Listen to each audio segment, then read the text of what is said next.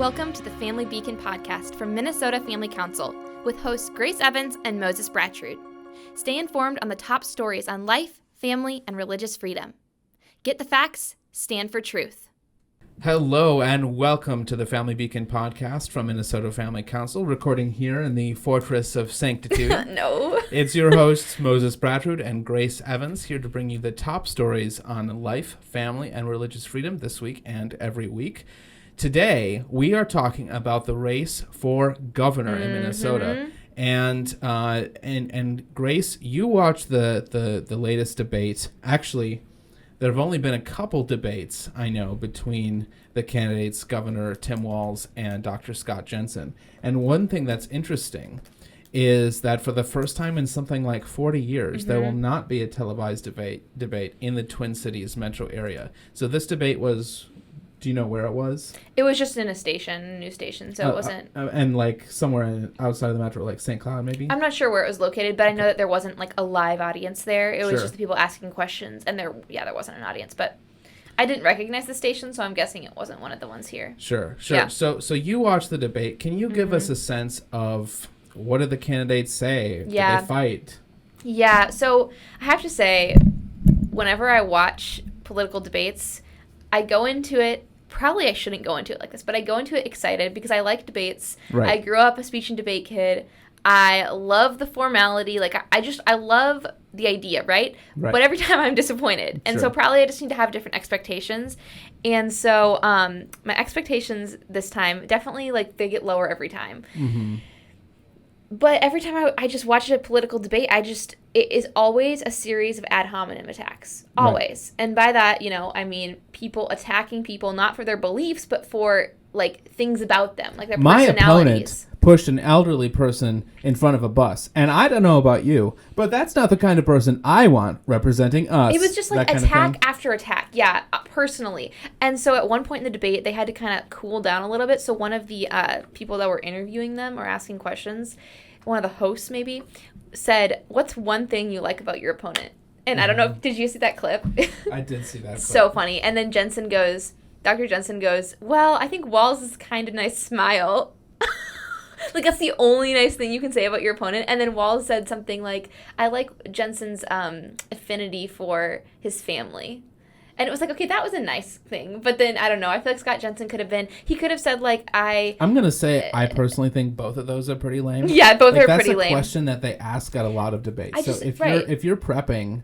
That's the thing. They should prep you. What's something that you genuinely admire? Right. There's something genuinely admirable about most people. Right. If you can, even just one thing. Yeah. Other than the anodyne particularities, guys. His smile or his family. I was wondering, do you know, I've barely been in politics for any time because I'm a baby, but do you know if candidates like governor or candidates for president, if they get the questions beforehand in a debate like that, or do they get the categories? They don't get the questions almost ever, although... There was a question in the 2016 race whether Hillary Clinton had the questions beforehand because... She did so well or something? Well, there was someone who worked at PBS or NPR, I don't remember. Well, I think it was Gwen Ifill. And in theory, she was also working for the Hillary campaign. Anyway. Do they get the categories or no? In theory, they might get the categories. Okay. That's going to depend on the debate. I mean, I feel like in Minnesota, at least... If I was up on the stage, I feel like I would have had a pretty good idea of, okay, they're going to talk about healthcare, they're going to talk about abortion, they're going to talk about education, they're going to talk about, like, climate, all those things. They talked about those things. So I feel like the specific question might change, but the categories... Well, if you're following the news, if you're following politics. If you're a candidate and you're preparing for a debate, your campaign staff is going to say, they're going to give you a list. They're going to say, these are the topics that they're probably going to talk about. Yeah. Let's prep. So a lot of times when Donald Trump was preparing for debates in 2020, Chris Christie would get on stage opposite him and he would play being Joe Biden. Mm-hmm. And Chris Christie is a good debater, and he would sometimes push Trump off base. And that's actually and then Trump will get mad. And that's actually part of the reason people say why he did so bad in the first debate against Biden. Okay. Anyhow. So, let's talk, though, about what went down besides just attacks. We don't need to go into all the details with that, but there was a lot of it. number one, let's talk about abortion, because abortion was a question that was asked. I think the question was something along the lines of, like, if you were governor, would you do anything to inhibit abortion rights? It was some sort of question like that. Or like, as governor, where would you stand on that? Like, what kind of laws would you put in place? And Jensen went first just by a coin toss. And he basically said abortion is not on the ballot this November. He said no governor can change the fact that it is a constitutional right here in Minnesota, and I'm not ready to do that, which is basically his speech that he always gives. So anyways, this is their plan for basically implementing pro-life policies that would enable us to have a pro-life culture. Yeah. Which I think is great. Number one, they are proposing paid family maternity leave, which is awesome. Mm-hmm. Love that program idea. Adoption tax credits, also great. Absolutely. At least $2,500 per child. That's excellent. That is excellent. Reducing adoption costs. That's great too. Mm-hmm. They want to fund crisis pregnancy centers, which is also wonderful. That is excellent. Mm-hmm. They want to provide counseling for rape and incest survivors. Also great. Mm-hmm. They want to ensure that there's parental notification regarding minors undergoing abortions, which I think is so important, especially just what recently went down, right, with all of our with all of the abortion restriction laws that were placed and they're struck down. They want to punish those who target women and just propose harsher crimes for people that hurt women, which is essential for a pro-life society. Bring the hammer down on sex trafficking. And so those are some of the points on that plan that I think are really good. I didn't list all of them there. So, Grace, that sounds good. And I really wonder, what did Tim Walz have to say about abortion, either in the debate or on his website? Or what do we know about his position? Yeah, so Tim Walz goes up right after Scott Jensen, and he says, actually, Minnesota, abortion is on the ballot this November, and I undoubtedly will fight for a woman's right to choose. Note what he says. He says, I trust women. Minnesota, I trust you. I trust a woman and her doctor to make the best decision for a woman possible. Mm-hmm. And that's the thing, is it sounds so good if you aren't informed on abortion. Yeah. It sounds so good to hear, wow, I trust you, Minnesota, from your governor, right? Yeah. And on his website, he says this is his pledge regarding abortion. He says, an abortion ban will never become law on my watch. I will protect abortion rights and access by refusing to appoint judges who oppose a woman's right to choose. And he went out there on the debate stage and he said, I want to be clear, this issue will impact generations to come. I haven't been absolutely clear from the beginning. That is such an interesting turn of phrase. I know. I was like, dang. He says, this is literally a quote that I wrote down as I was listening. He said, and I haven't been absolutely clear from the beginning on this. Not on our watch, Minnesota. I trust women. So basically, he brought up the fact also in this segment that governors appoint justices that interpret cases that come across their desk. Mm-hmm. So in that way, governors actually really do have a say in if, Minnesota is going to be a pro-life Minnesota. And he recognizes that governors are the pillars, so to speak. If you have a governor who says this thing, then that really does set the tone for Minnesota. Yeah. And so he came out very, very strong on abortion, and we've seen nothing but that from him while he has been in office.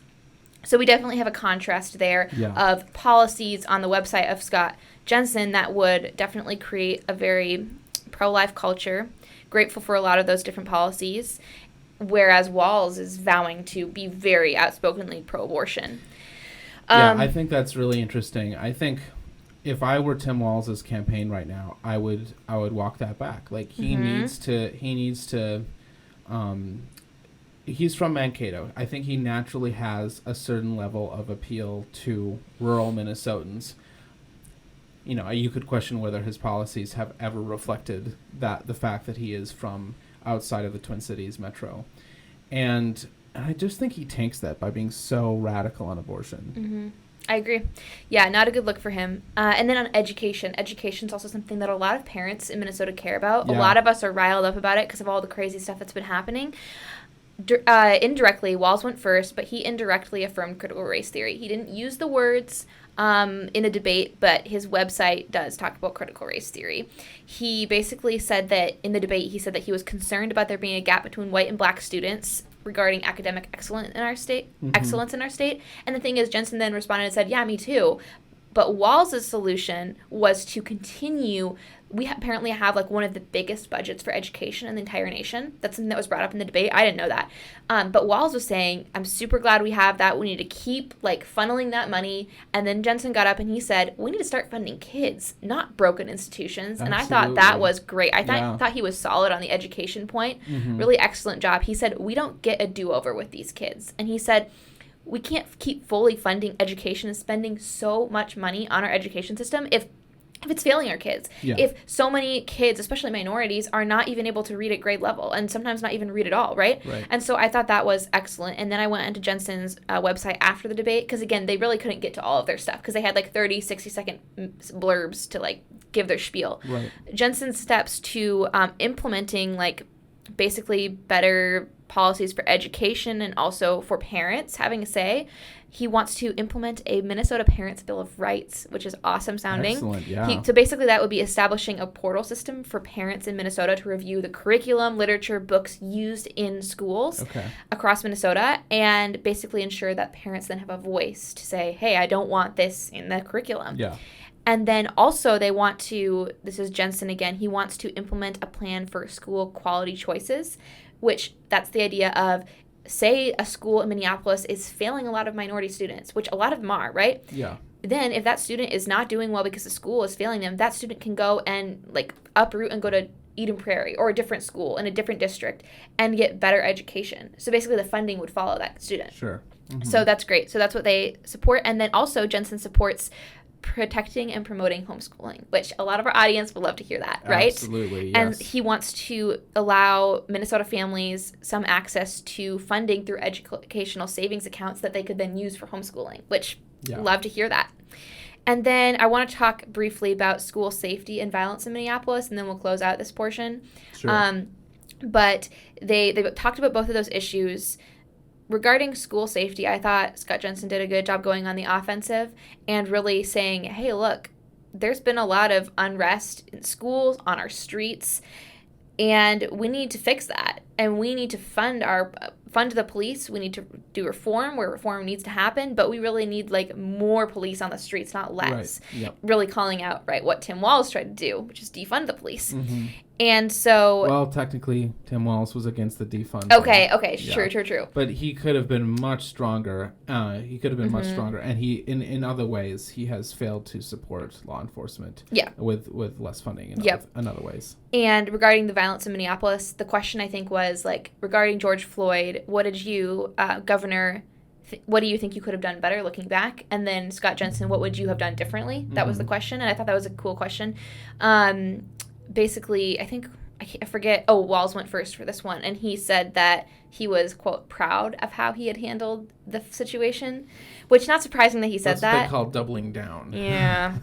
And he tried to cover for that when then Jensen called him out for that, and he said, oh, you said you were proud of how you handled the situation. Jensen goes, you heard it here, folks. He said he's proud of what happened. And then Walz goes on, and he goes, no, I said I was proud of Minnesota. I was proud of our first responders and, like, all the people involved. He said, So anyways, there's this whole back and forth thing, and they got pretty off the rocker. But basically, bottom line is, on the one hand, we've got the Scott Jensen campaign, which is basically... one of their taglines is safer streets. They want safer streets. They have different policies on their website that you can go look at for how exactly they want to do that. And they have, I think 10 different published plans on their website.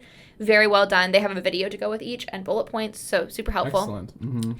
And then Walz basically was standing by how he had handled the situation. He didn't answer the question of what he would have done differently from what I'm remembering. He just said, I'm glad of what we did. Oh, and he said that he didn't know all the facts going into it. He just responded. That's the governor's response. That's what the governor's role, rather. And I think that that's true in that, it's easier to look back in foresight and be like, oh, I could have done this differently. Yeah. But that doesn't excuse him for him being absent. The media called him out and said, where is he? Where is our governor when all these riots were happening, when our city was burning? And he didn't pull in the National Guard until too late, in my opinion. Yeah, so that's exactly it. And he said, when he's been asked about that, he said, I didn't call in the National Guard because Mayor Fry told me to wait. And well, I'm sorry, but you're the governor. You overrule the mayor of Minneapolis on whether to call the National Guard in. Yeah, and he's a former guardsman. He should know that. And that decision cost people possibly lives. Certainly the looting, the pillage that we saw. And I will say that basically what I'm trying to say here is there is a clear distinction between the candidates, and it's not one of like, ooh, deep red and like bright blue. That's really not the distinction I'm trying to paint, because honestly, I think Jensen's fairly moderate for being a Republican. I don't see him as this like Trump-esque guy. He's not. He doesn't feel super deep red to me at all. He seems very moderate. And so I don't think he's a radical sort of Republican, very in the middle on a lot of things. And then there's Walz, who he's not super, super radical, I don't think. I think they're both kind of just like somewhere in the middle of their parties. But the thing is, there's a big difference between them on the issues, right? Abortion, very big difference, right? Because, big difference with that, and Moses is going to talk about that in a minute. There's a big difference in the crime, and I think that there is something to be said for the fact that I think Minnesota's ready for a change. I think that we're sick of how Governor Walz handled the pandemic, and I think that's what the Jensen campaign has going for them, is There's time for change, and Walz's slogan is One Minnesota.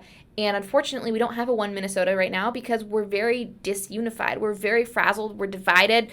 We don't see eye to eye on a lot of things, and I think that Minnesota recognizes we need new leadership. And so, Moses, that transitions great into our next point. Why don't you announce MFC's official position on this matter? Yeah. So, as Grace has said, we've seen enough. We have reviewed and we have seen the positions of the candidates for governor, and we've reviewed the positions of the candidates for attorney general. There was a recent debate between Keith Ellison, the incumbent attorney general, and Jim Schultz, who's running to replace him. And we've seen these positions, and it's very clear that there is a distinction. There is a real difference between the candidates for office. And so, one other thing, though, we want to acknowledge they're both imperfect, too. I should have said that at the beginning. Absolutely. I don't agree with either of them on everything. There are things I disagree with both of them on, significant things, but there is one candidate that MFC thinks is better for Minnesota. Yeah. So Minnesota Family Council is endorsing Scott Jensen for governor, and we are endorsing Jim Schultz for attorney general. And we believe that there's no other candidate on the ballot for those races who will protect life, family, and religious freedom. And so we think that the choice is clear. So that's our recommendation. You can take that for what it's worth. If you want to know more about why we came to that decision, it's all in our voter guide. You can go to mnfamilyvoter.com, and you can see where the candidates stack up for governor, attorney general, and the other offices that are up for re-election. And I will say that we're doing some other endorsements at the more local level. So you may be getting an email if we're endorsing a candidate in your area. We're not endorsing every candidate that we just agree with, though. I think we're endorsing about 20, though, right? We're endorsing at least 20 different candidates across Minnesota, as well as Scott Jensen and Jim Schultz. So we're really excited about that. So go to mnfamilyvoter.com, right? If you want to access your guide. Super helpful for you guys. Oh, I should also say, I just today got the voter guide in Espanol. Dude, let's go. Wait, who translated it? So cool. I was translated by, I'm going to forget the name. Okay. So unfortunately, but we Hispanic churches reached out to us and they asked for the guide. So we were able to provide it in Spanish, which I'm really excited about.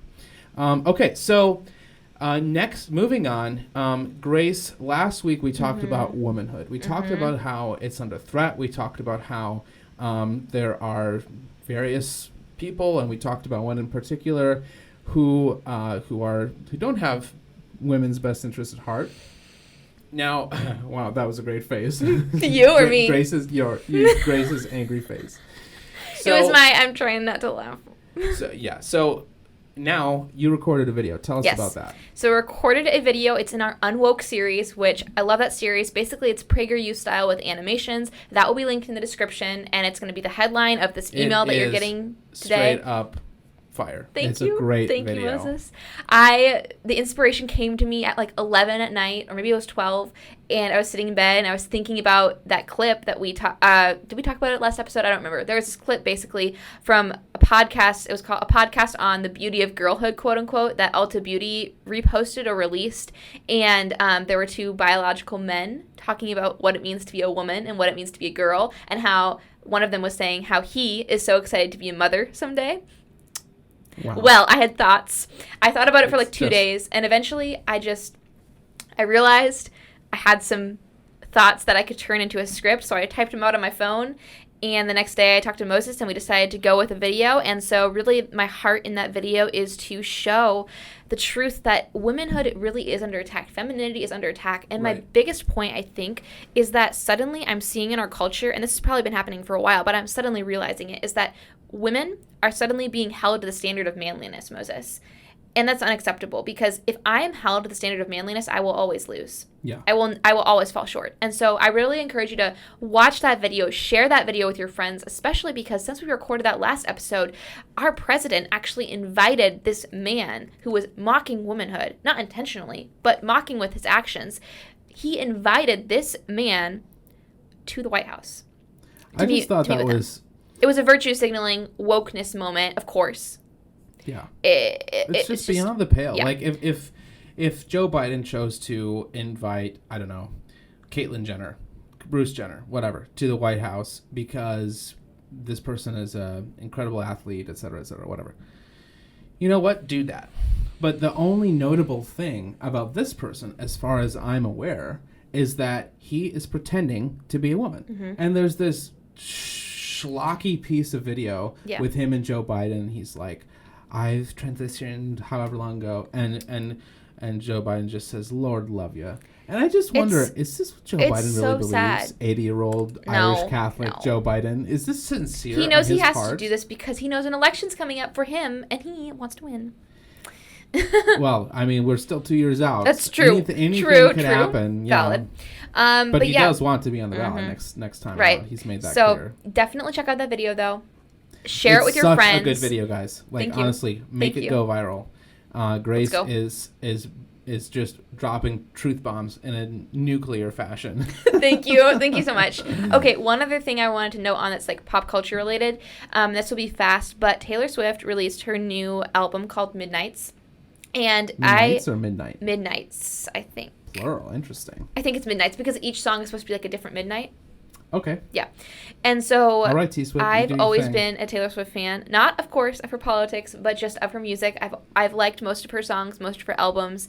And one I listened to recently is called Bigger Than the Whole Sky. And I have been seeing on social media a lot of women who have undergone miscarriages or who have had miscarriages who have come out and said that this song inspired them to share about it, which is really cool. And so I don't know if Taylor had miscarriage in mind when she was writing about it. It's definitely possible. Mm-hmm. She might not have, but the bottom line is that a lot of women, like thousands of women, are coming out and saying, like, they're using this video music and then pictures of like them finding out they're pregnant, rejoicing, and then the sadness that comes of realizing your baby will never come back. And so these are just some of the lyrics that illustrate what these women are feeling.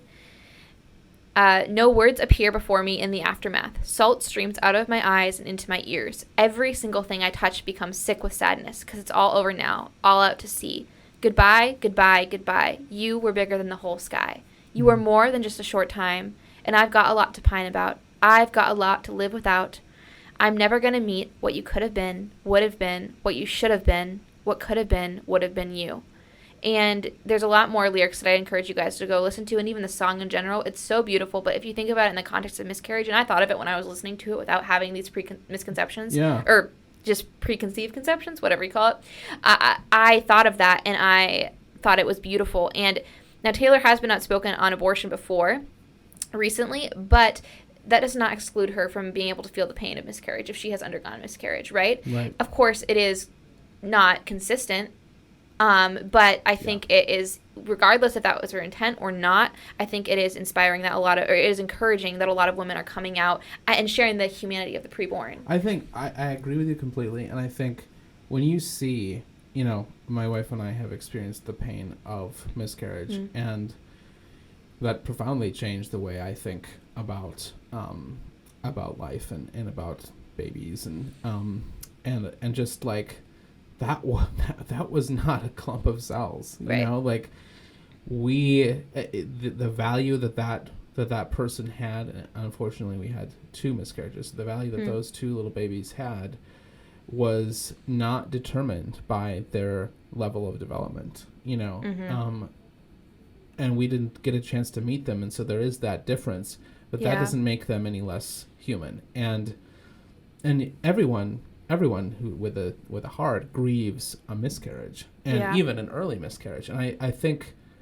that really shows the how the pro-abortion position is just so inconsistent. Because exactly. It can't be this baby is a human when it's wanted, but it's not a human when it's not. Yeah, if the morality of abortion goes solely down to what a woman wants, then any action is defensible. Right.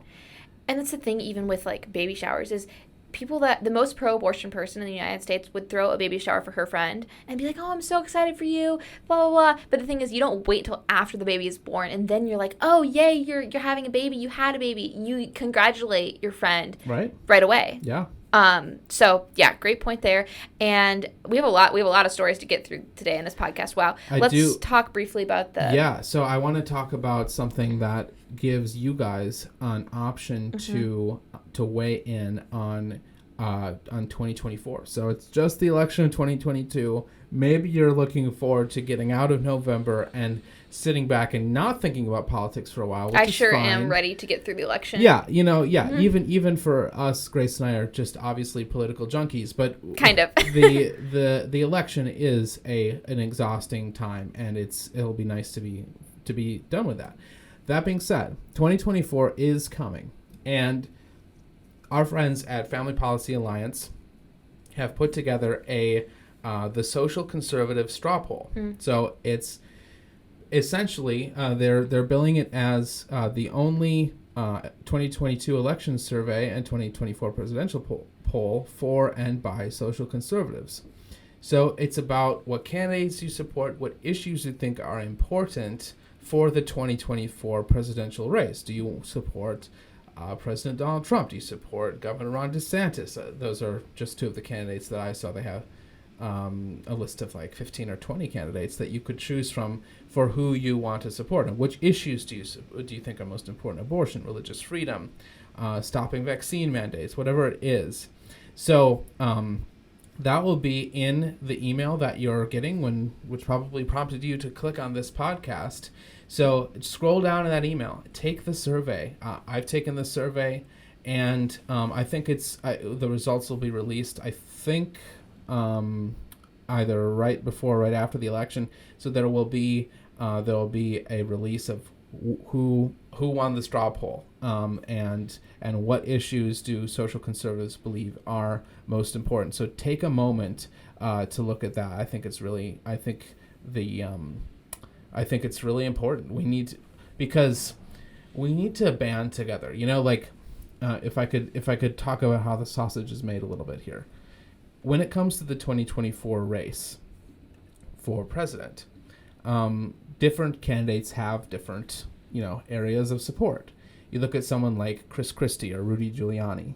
Those people are Republicans who are supported by generally secular Republicans who want low taxes but are weak on social issues, generally in the northeastern United States. Chris Christie is from New Jersey. Rudy Giuliani is from New York. Then you look at people like Ted Cruz or Mike Lee, Mike Lee's now I'm going to Google to make sure, but I think he's a senator from Utah. Ted Cruz is a senator from Texas. So those are politicians who are really from very socially conservative areas, and so they're going to be louder on social issues generally. So these are the kind of candidates that you get running for president.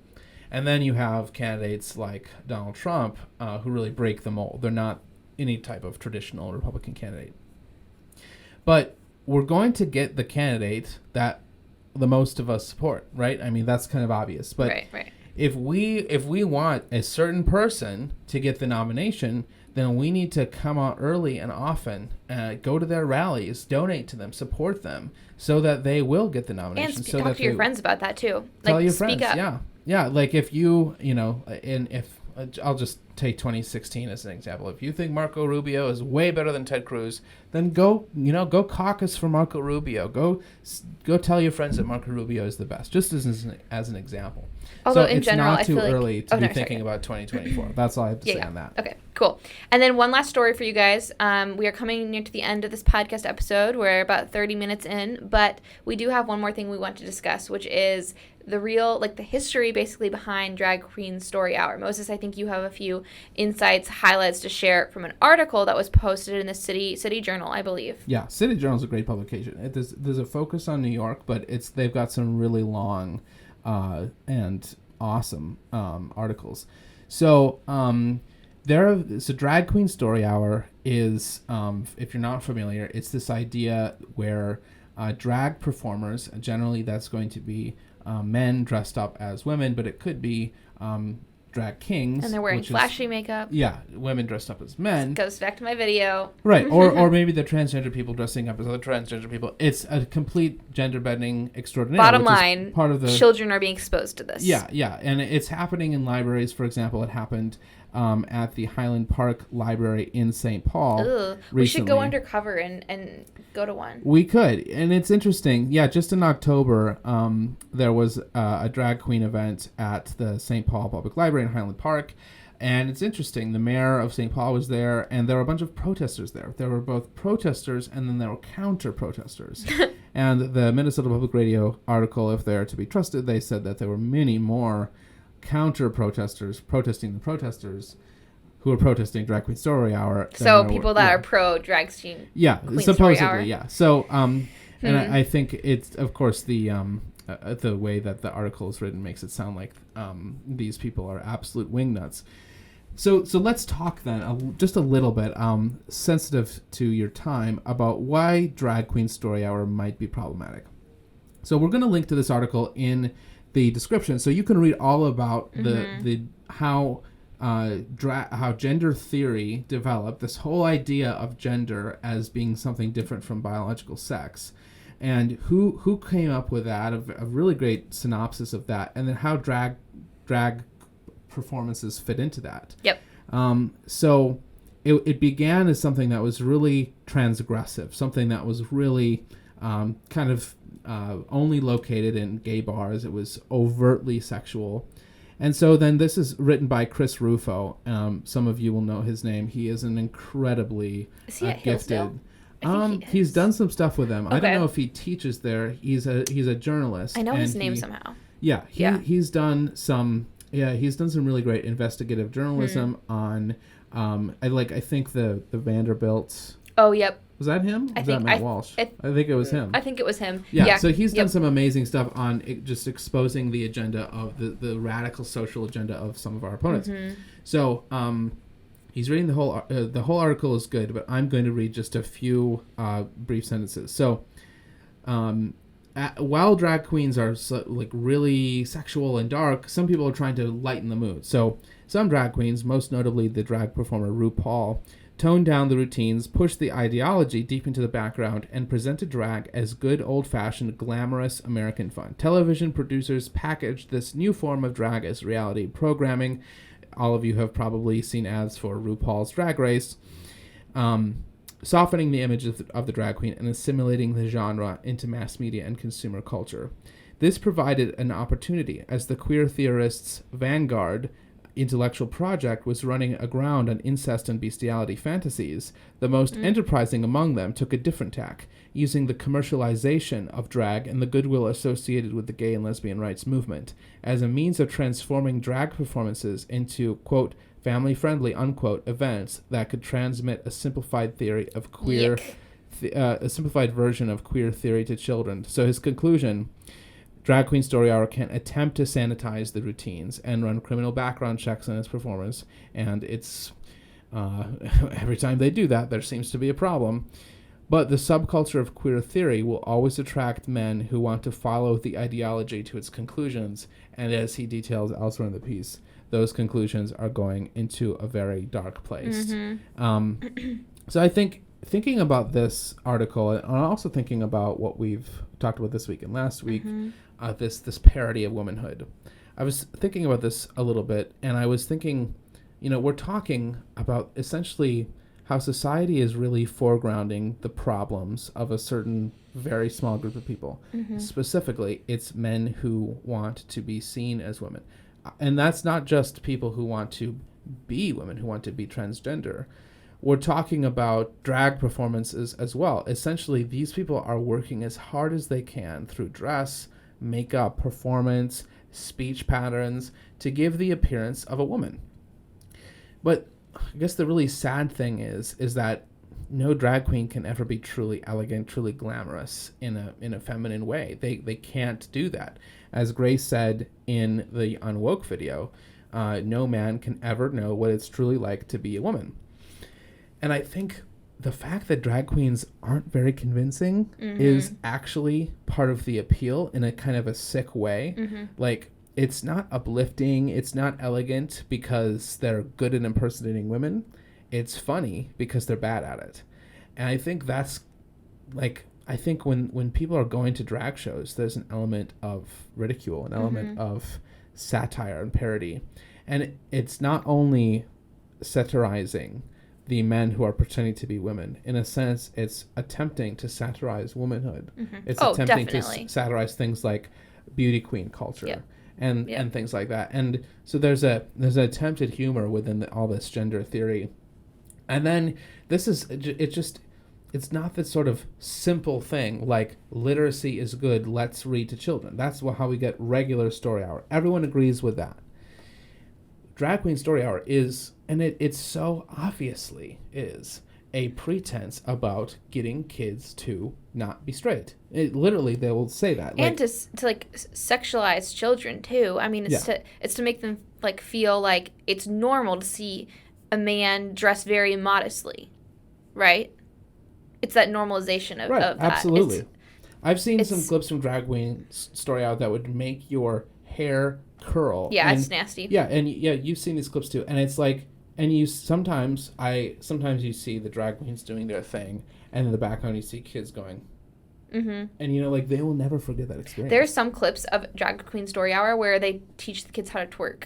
Yeah. Oh, yeah. So bad. Just in Minneapolis last year, nasty. We had a drag queen who was essentially more or less exposing himself to children, not his naked body, but like basically like lifting up his skirt, and it's just like, it's sort of like drag queen story hour is for kids is sort of like this ill-fitting garment that a very evil person is putting on. Yeah, and it doesn't fit very well. So sometimes the strap is just going to fall down, and you're going to see a little bit of what this actually is, and what it actually is something that no child should be ever brought to. I think drag queen story hour is pornography for kids. That's what I would call it, because it's like, it's not pornography. Well, it's desensitizing to them. Yeah, exactly. It's like, then they're going to go watch pornography when they're older probably, and they're going to be like, I like saw this person lifting his skirt when I was 8 years old at the library, so clearly pornography isn't that bad because it's just one step a little bit more risque, you know? I agree with that, and if you're tempted to think that's going too far, think about how child abuse normalizes certain behaviors.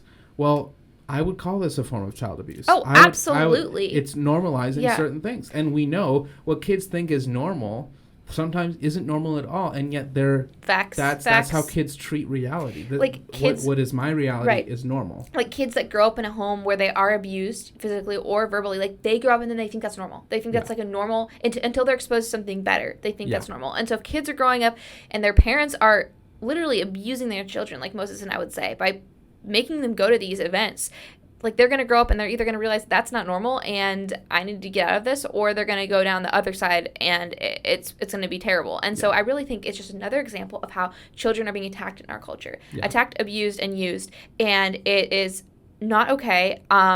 It's really sad because children are the most marginalized. There is no one to stand up for them besides their parents. Like, parents care the most about their kids, and if your parent actually has bought into this sort of thing, then that like safeguard, that line of defense is gone, and then the kids are exposed to these terrible things. And so that's why it's our job, people like us that care about children, it's our job to make sure that these things don't happen. Absolutely. Grace said that really well, and that's basically what Chris Rufo said to end the article. People who are gatekeepers, people who are parents, who are teachers, who are librarians, who in a sense have some sort of power over what children will be exposed to, I say we, I'm a parent. We are the ones who need to make sure that this is not tolerated in our spaces. And that's the way I think that we ultimately win this battle, by truly showing that this is something that's inappropriate.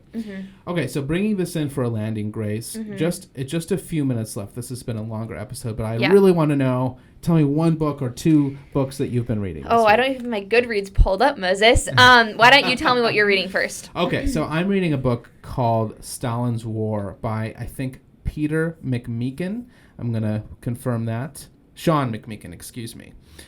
So a prize-winning historian reveals how Stalin, not Hitler, was the animating force of World War II in this major new history. And I think that's so far so good. It's really interesting.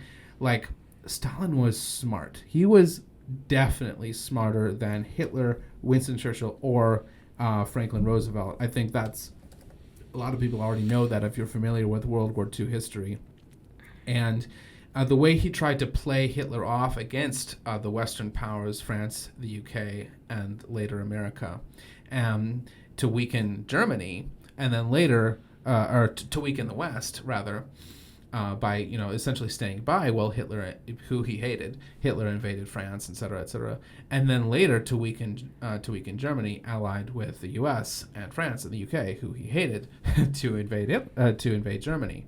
So Stalin ultimately is, this book is arguing he was one of the main causes of World War II, which is more or less controversial, and then certainly that he was one of the main victors of World War II, which is undeniable and very chilling, because he was essentially the same as Hitler. They had very different ideologies on one level, but their ideologies were very focused on killing people, including their own citizens, which is a big similarity between the communist and the fascist sides of the totalitarian coin. So, Stalin's War by Sean McMeekin. What are you reading? I am reading, I just got this from Amazon because my professor was telling me how good it was. It's called A Case Against the Sexual Revolution by Louis Perry. Oh. And she is a atheist feminist. Oh, interesting. But she argues that rough sex, hookup culture, and ubiquitous porn, all stemming from, of course, modern feminism, actually force women to accommodate the excesses of male lust, and that it's actually really bad for women. Wow. And so she makes a really good case that we need a new, sexual revolution, in a sense, built around dignity, virtue, and restraint. And so I am super pumped. I have only just started it, but I think it'll be fascinating, and I'm probably going to write a paper on it for one of my classes. Cool. One of my last papers ever, because I'm graduating so soon. What? It's fine, though. And then I'm reading Philosophies of Art and Beauty, Selected Readings in Aesthetics from Plato to Heidegger. That's just for one of my philosophy classes. Cool. And just reading selections from that, so probably not the whole thing. But yeah, that's what I'm reading. So awesome. You guys, we covered so much ground in today's podcast. Thank you for sticking with us if you're still watching. We talked about the gubernatorial debate, give a recap on that, MFC's endorsement of Scott Jensen for the upcoming election, as well as Taylor Swift's new song that has caused a lot of women to think about miscarriage and share about it, as well as a new pro-life straw poll you guys can go vote on. Make sure you go click the link in the description and vote on that.